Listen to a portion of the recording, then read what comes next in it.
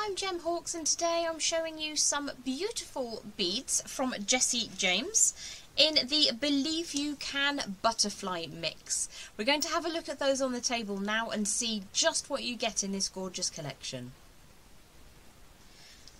So the butterfly collections come with a couple of different segments. You've got an absolutely jam-packed section at the front with beads, you've got metallics, you've got crystal glass, you've got spacers, all kinds of wondrous things. And then behind that box of beads, you've got these beautiful chiffon gossamer-like wings. So I'm just going to cut this one open for you to have a look at the beads.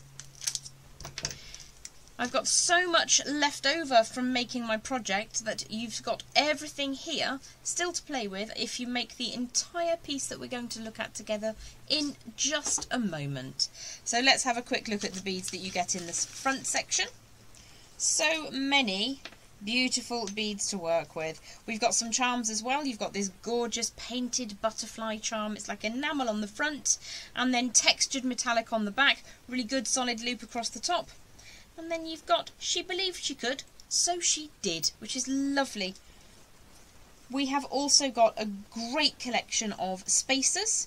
We've got bead caps, we've got little textural pieces of metal in an antique silver and an antique bronze colour. I particularly like these. They're like padparadscha flower, lotus blossom, spacers or bead caps, however you want to use them.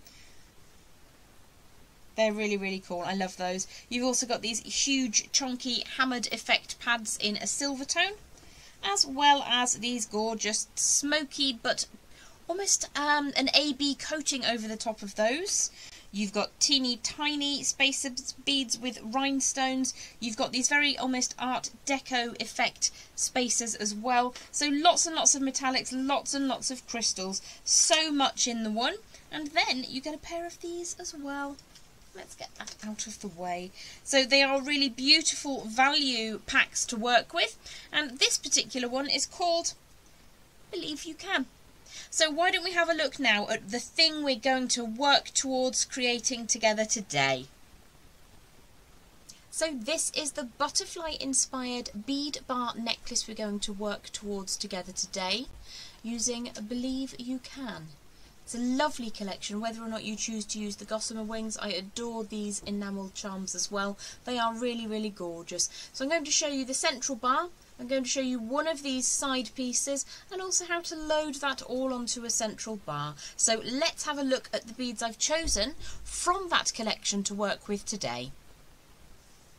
So you could obviously change up the bead order if you wanted to, but I'm going to be using 2 each of the milky and 2 each of the clear, smaller crystal rondelles to create each side piece. And then the central bar uses one of these huge smoky bicones, one of these glossy milky drops, 4 of the bead caps, and the beautiful enamel butterfly. And then the bar up at the top requires an extra bead that I forgot to bring with me, which I'll grab in just a second. Another one of these. There we go. So those are the beads that we're going to be working with today to recreate the butterfly bead bar necklace using Jessie James Beads butterfly bead mix in Believe You Can. So I'm just going to pop this up to the top so you can refer to it throughout today's tutorial. So let's start with the central assembly, which is a very, very simple piece. I'm working with 18 gauge round wire. This is approximately 3 inches in length. And the first thing I'm going to do is give that, as ever, a little bit of a warm. Now, because there's no weight involved in this, really, I'm just going to be using an open and closable loop at either end. You could, if you wanted to, go for a wrapped loop. Entirely up to you. What I will do, though, is make sure that both ends of my wire are safely and securely trimmed using the flush end of my flush cutters. Yep, that's already done. And we're just going to show you a quick cheat with box joint round nose pliers. If you pop your wire into that box joint down at the base, take it across the box joint and then use the box joint to create a right angle, without having to change pliers, I have then got a very, very quick way to make an open and closable loop very, very speedily. You may need to just get that to sit more neatly if you wish to. So I'm going to leave that as an open and closable loop down at the base and then thread on my beads in the order I desire. So I'm going to go for an inverted bead cap. You could play around with which way you want these to sit, so I think I probably will.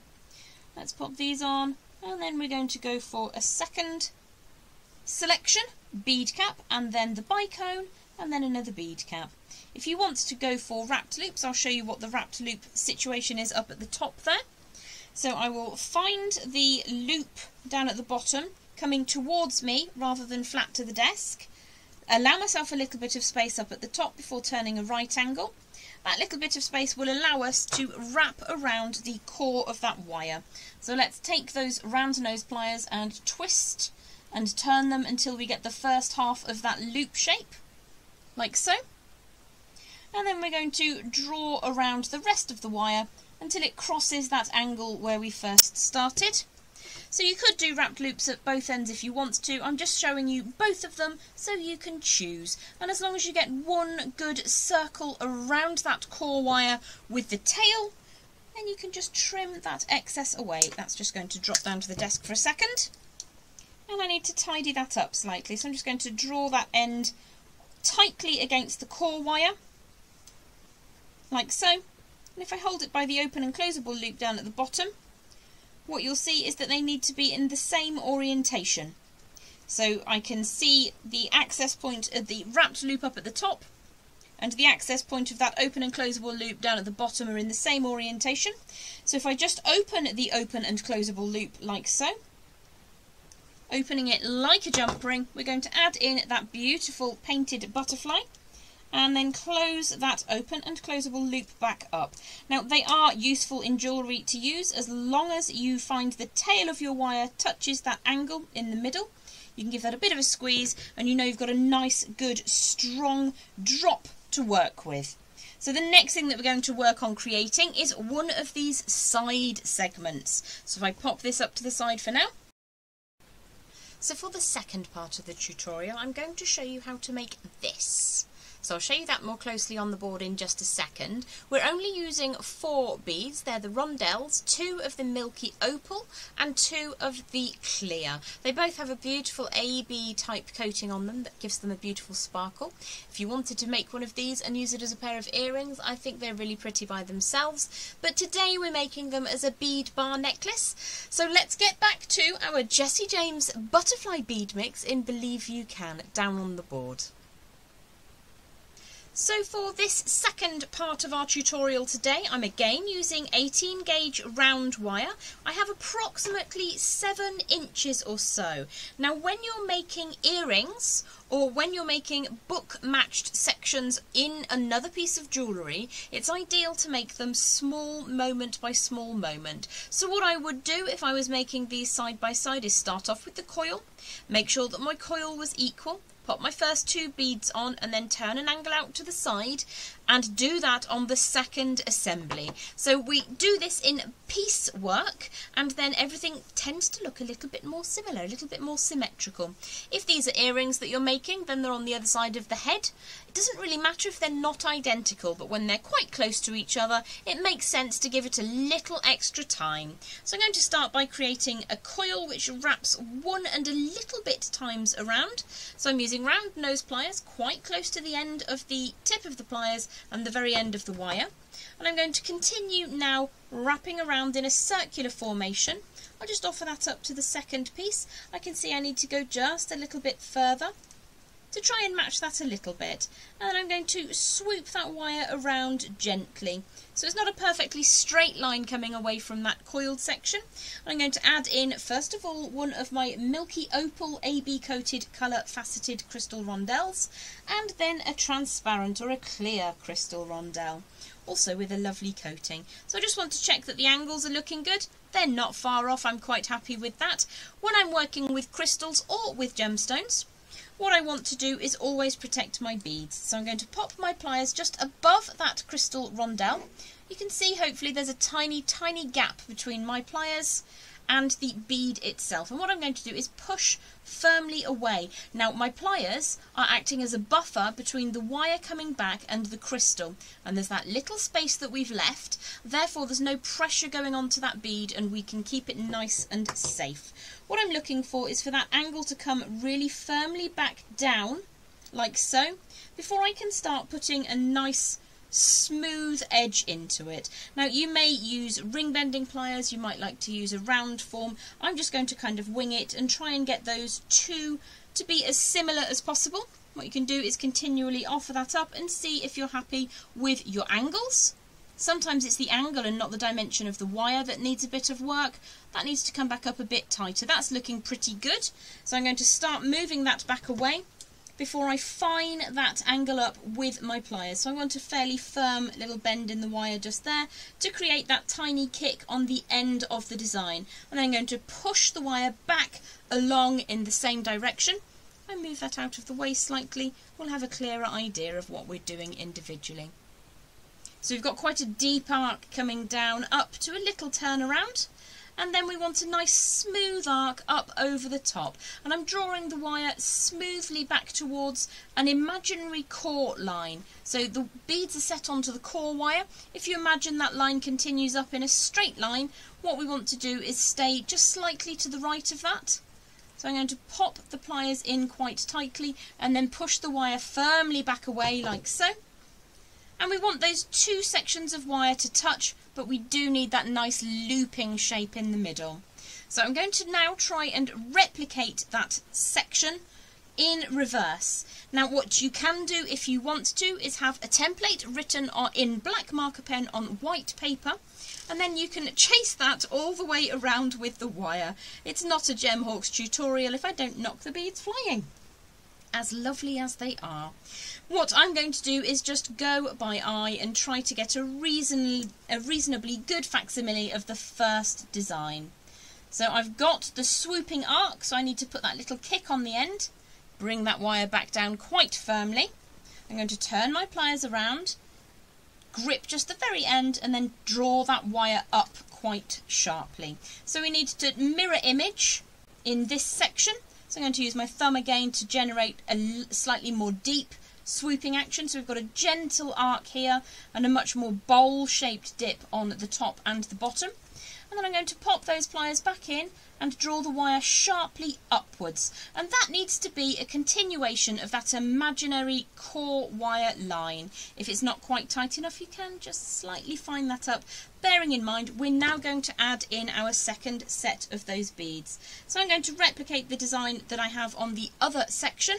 I'm going for transparent crystal first and then the milky opaque crystal second.